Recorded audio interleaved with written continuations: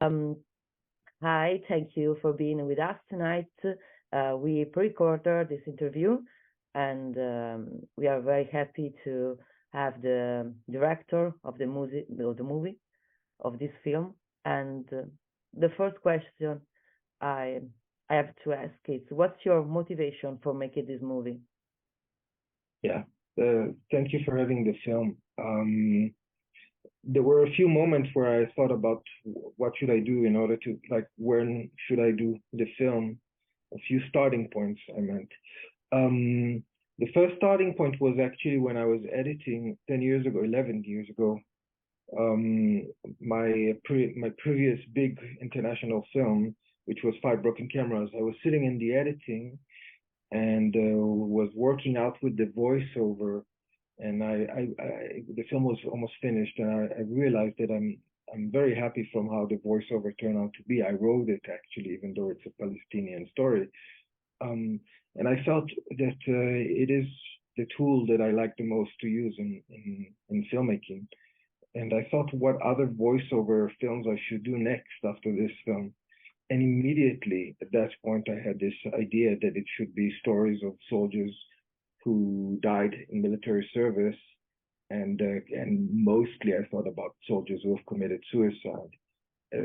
So there was this moment of epiphany, like you say, of inspiration that you just know this is something you need to do, and that sent me to my own personal experiences.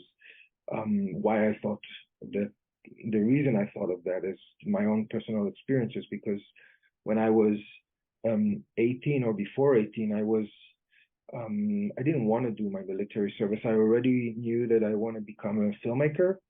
I studied film in high school, and I was not so politicized. I didn't know much about Palestinians, for instance, and it was the 90s. We had some hard times, the failure of the Oslo agreements, a lot of bombing attacks in our teenage years, and so I was not. I didn't have that much knowledge of exactly the Palestinian side of the story, um, but I knew where I lived, and I understood the kind of propaganda place that I was brought up into, which I automatically felt against. I didn't like all these heroic stories and a lot of morbid stories and a lot of um, like myths that I didn't feel connected to, that you see also in Innocence. And that what led me to have a very clear thinking that I don't want to become a soldier and not a combatant. I managed to avoid being combatant because I'm an orphan from a father. So I was able to to get to a place that is a close to home unit, like is mentioned in the film. Mm-hmm. And when I enrolled to the military, I was thinking, okay, I have to do it. It's the law, but if it really turns to be bad, then I'll just go out, and I will try to do something very positive, like apply to journalistic newspaper that the military has, or the military radio. And I've applied to many of these places, wrote letters, so on. And then nothing of it really worked out. When I enrolled, I understood what a huge mistake I've done. It was such an awful place. And it was not awful place. I mean, it's awful place on many levels. First of all, you're taken probably against your will, against who you are, to do a lot of these stuff that you don't feel connected to, all the little missions.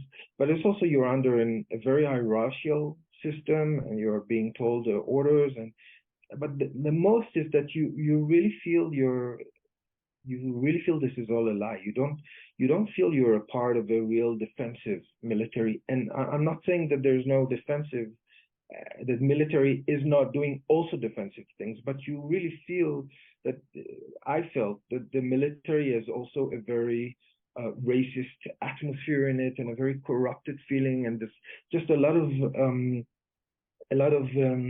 hatred speeches, a lot of a feeling that you're exploited as a person when you're there, that because you have to do it, you should be exploited.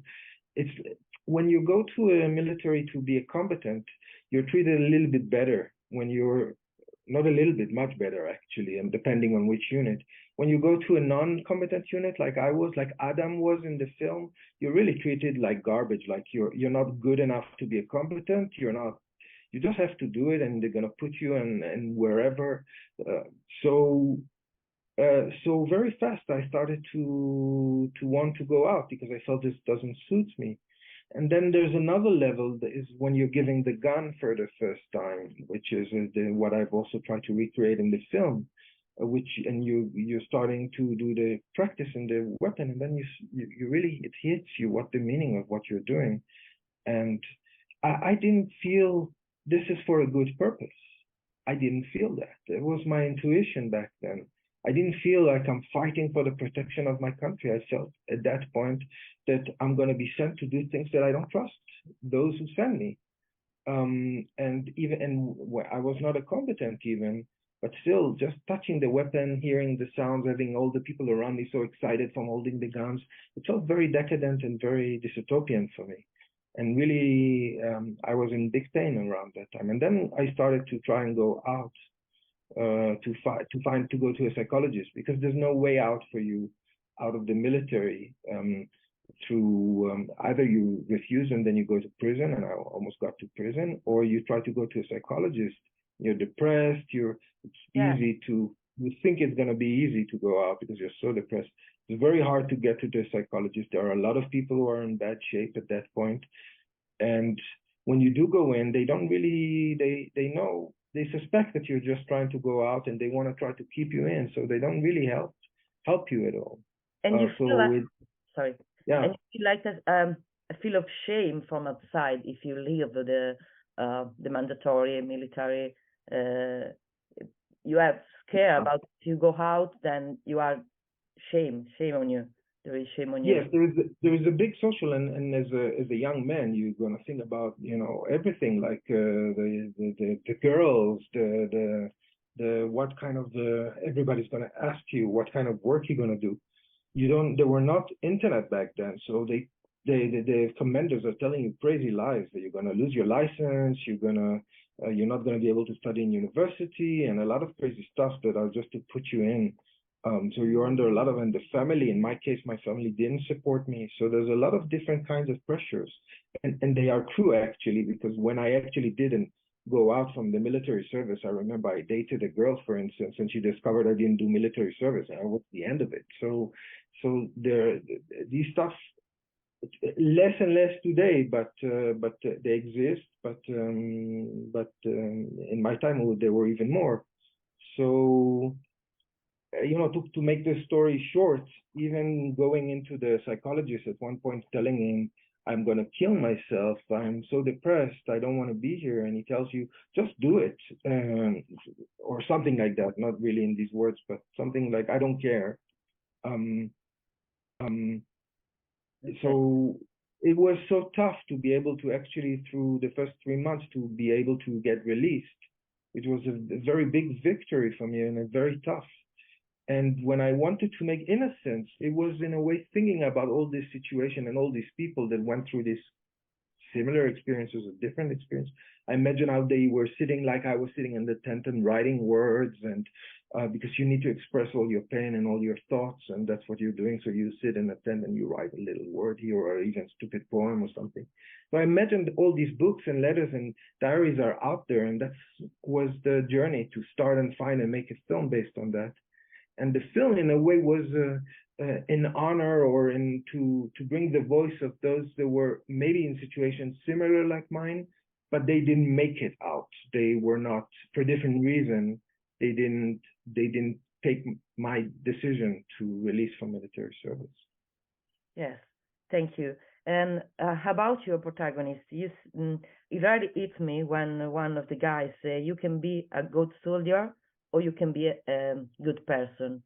You have to choose at some point during the time. And I saw the protagonist, the guys and the girls, the girl, as resistant souls, something that they try to resist to a world where violence and revenge seems kind of mandatory. Yes, you have to fight, you have to go to war. War is beautiful. And I think you picture them, I think, as victims in some kind of ways, because they actually are victims of the system, but they also are like, just not when they take you say also about your personal experience, but when they know are surprised of what's happening, they just don't want it. They really were reflective. They thinking, and there's a lot of thinking about not to want to do that. And then when you find the situation, they still in the thinking that this is not for me. I don't want to do this, and just the victim, the perspective as a victim.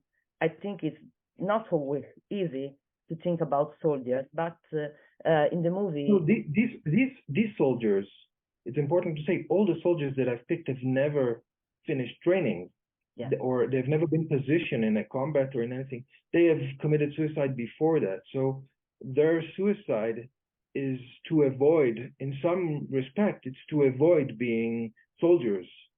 So they are fully victim. They have never been oppressors. They've never reached to be a position to be in a war.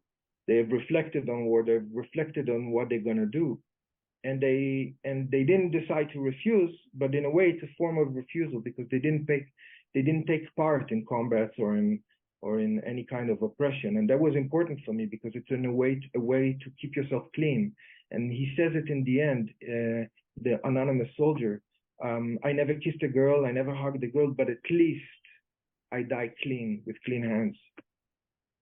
yes, and they choose maybe to be a good person anyway. No? Yeah. Yes. Yeah. Yeah, I think that it's a strong, and I think it's very difficult because in the movie we saw that the education, the school always bring you to it's really I'm a teacher, and seeing that in the school they take you to play with military systems like guns, and they always perpetuated in this thinking of revenge. Yeah.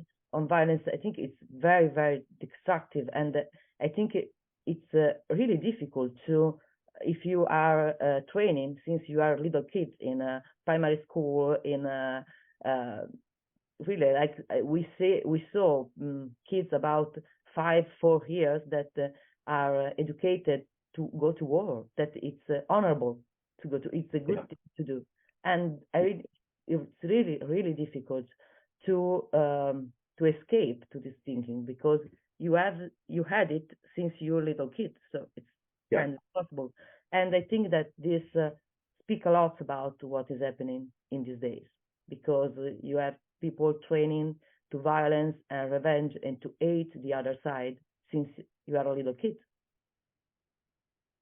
Yeah, I think what is very difficult to explain to other people who are not Israelis is that for the film is not about, it's not really about not having military. It's not about to say that there's no necessity in military. I don't dare to go there. That's another discussion that is much more complicated. I don't think that we are on that level.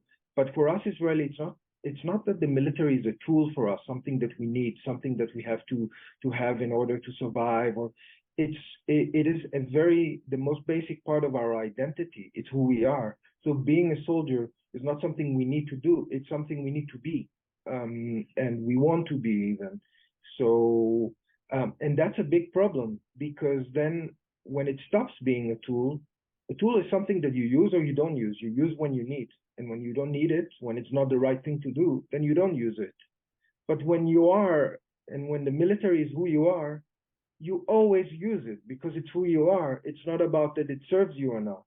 And that always sabotages our ability to conflict resolve, our ability to create peace, our ability to use diplomacy, our ability to promote using talks and dialogue, and using all the amazing other tools that are out there in order to build ourselves a better life as tools. And just because our choice in war is so automatic. Yeah. And yeah, it's just, I think that for us, for Italians, for example, it's not easy to understand that because we have no mandatory military. For me, there never was adoption because for girls, and it's not something that you have to do, never. And And for men, like it's like 20 years ago that they stopped the mandatory military, that it was like small time, respected 3 years. And sometimes our vice prime minister take it to the chance that we have to go to take back the mandatory military time. And I think that this is very important, what you just said, that you don't have to do. It's something that you don't have to do. And thank you for this. I think that it's an important message. And one other take. Back into school, as a teacher, we have programs to peace education. You have we call civic education, and we always training to teach peace, to teach the respect of the world. And I want to ask you, what was your experience as a student, as a kid, to instead be educated to war, to go to war? It's something that it's very difficult to me to understand what it was like to go to school and every day people tell you that it's okay to fight, because when I go to my class, I always talking about not harm. When a kid in my class say this game, no, with the hand, like mimic a gun, I say no, even no for games, it's not okay. Yeah. And instead, I saw in the movie kids go to the school trip to try arms. It's kind of shocking. It's embedded in the mentality, and it's embedded in the history, and even in the religion, that first that as Jews were persecuted since centuries, that we have to be strong in order to survive, and so that's such an important aspect of our identity, that it comes to you every year and through Jewish holidays. The different Jewish holidays are mentioning it in different ways. It goes through your through all the studies that you do. So it's not like it's very sophisticated in a way, but it's really embedded in people. It's not like something that you don't get a lesson like, oh, we have to be soldier like that and that because of that. I don't know. It comes through the stories, and then and in very different ways. When I went to film the schools, that I didn't pick the casting of the schools were, I mean, the kindergartens in Gaza area I picked because they are close to Gaza. They are left-wing kibbutz. They are not to the extreme right wing, or so what you see there is more or less average.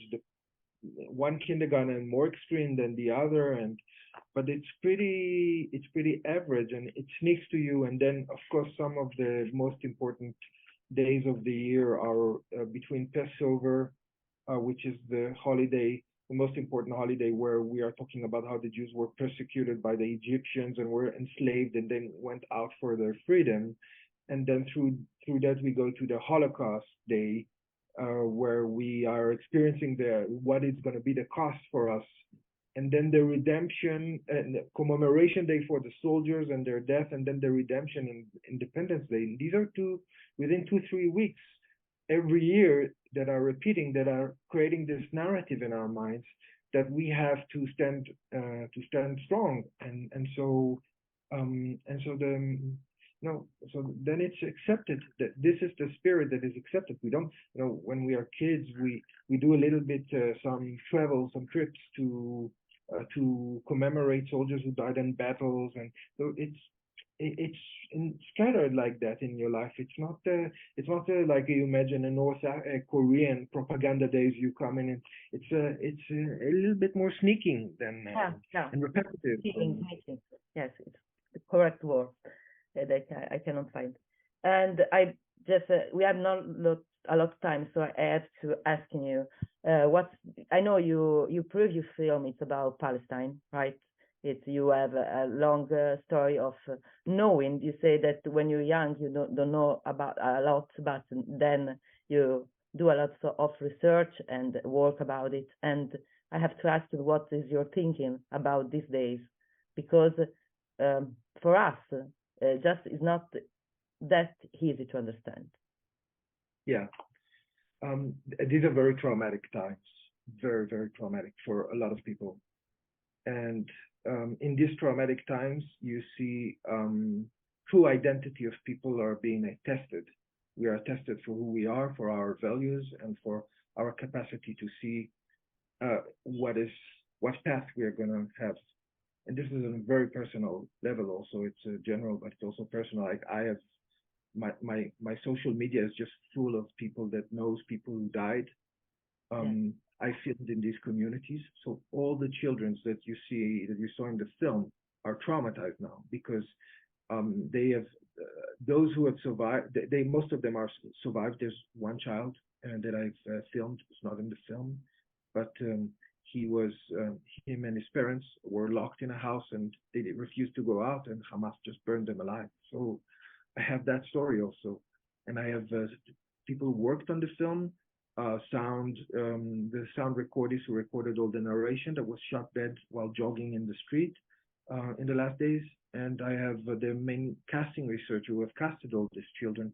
She has survived with her kids, but she was from the kibbutz that was the most hard hit, and she was among the only 50 people out of this kibbutz. So her and her kids, all their friends have been murdered. So it's extremely, extremely painful time. And, you know, and you don't know what could a solution for Gaza could be, because you understand that this is just so hard. You cannot think what is going to be. We have positioned ourselves in a place that this has been growing, and we have nourished it. And if you go, like I've been reading and dealing with it for all of my life, you know that it was always the interest of the governments to have Hamas in that position, because it allowed us to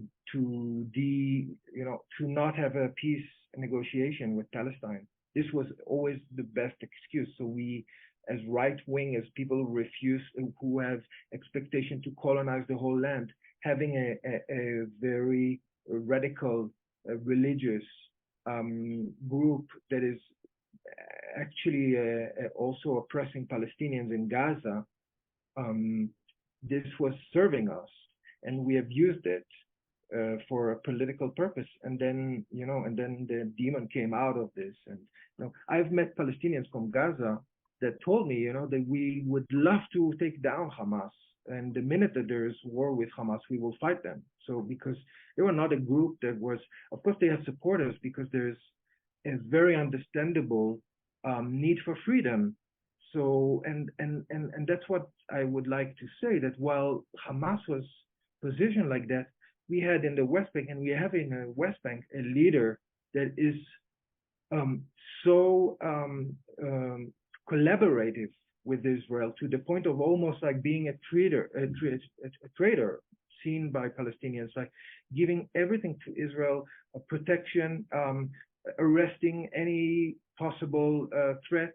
And during all these 20 years, I was always saying, it's not new to me to say this, I've been saying it is going to be turned bad, but we are not when I was part of the nonviolent movement, we were so oppressed. The Palestinians that were so oppressed, they were jailed, they were imprisoned, they were shot, they were killed. Only because we were, as Israelis, we were there, we gave them some kind of protection. In other villages where they protested, they were not so protected. They were killed, imprisoned, and the suffering of Palestinians in the West Bank was huge.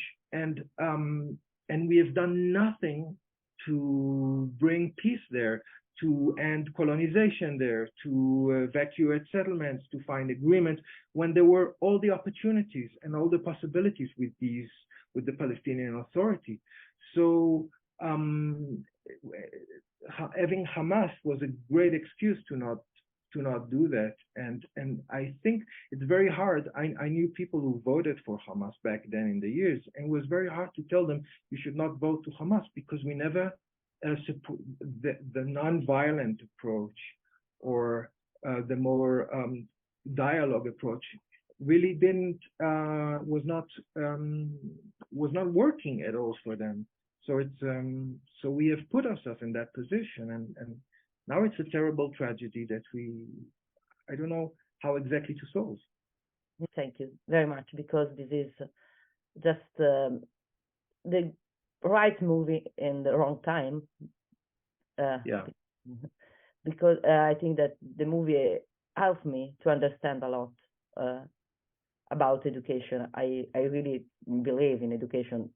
Otherwise, I would not be a teacher. But this is just perfect to understand a lot. And for me, right now, the word peace seems really, really far from both sides, because Israel have I think the worst government possibly be right now, because it's far conservative, and what we saw with Hamas, it's obviously too horrible, and what happened to people who maybe just really don't want that, like the protagonist of your movie.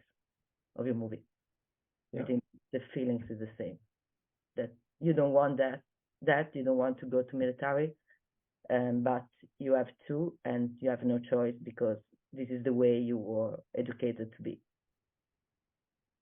I've been, it even doesn't work on the most, it's in the most logical way, not in the most practical way. I've just been reading an analysis that explains how Hamas is actually just tempting Israeli military to go in, and this is going to be a death threat for so many people, and it's not going to lead for anything good.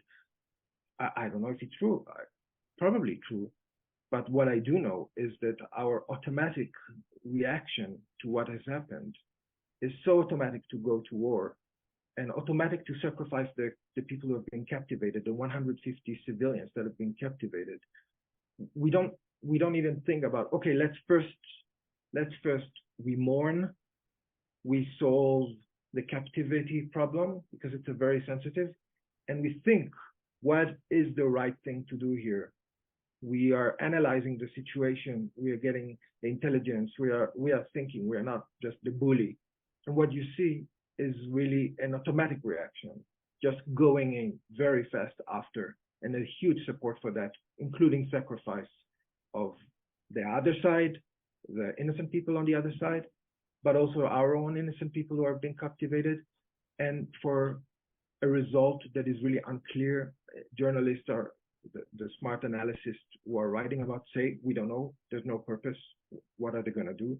No, it's an automatic behavior, and it's not going to work. And that's the tragedy. And we have me and a lot of the radical left, we've been talking a lot about this kind of stuff. That's where we are heading. We're heading for genocide. I've been doing Q&As for this film, and this film is a very pessimistic film. Everybody's against it. Americans, they hate it because it's a bad ending.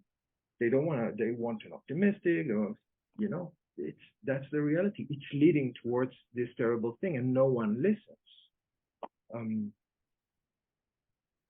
But we are listening. I think that the answer maybe is in the people. I hope so. Yeah.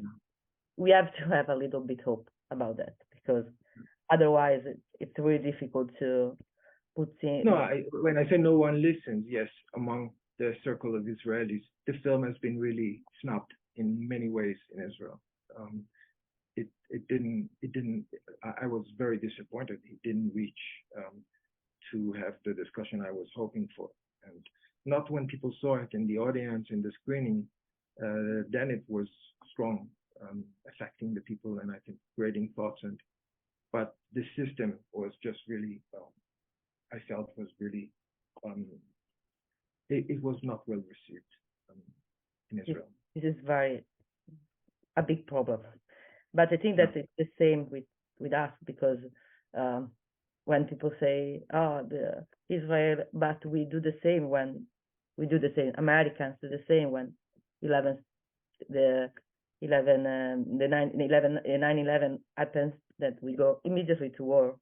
Just go to war. And try to resolve. And 20 years later, we saw that we didn't resolve anything about understand what is happening now. That is dramatic, and I think that all the world has to change this mentality. kind of thinking. The war resolves something. It never happens. Violence bring up other violence and poverty, and then the issue put people in poverty and remission. They want to revenge. They learn violence, because if you are a kid and you see violence in your street every day, it's really difficult to escape that the thinking about violence. So it's okay. I hope that something happen and things will change, but it's really difficult in these days to think about it. And I want to thank you. We're just in the end of time. Thank you for being with us tonight, and thank you for your film. It's something that will make us thinking a lot. Thank you. Thanks. Thank you very much.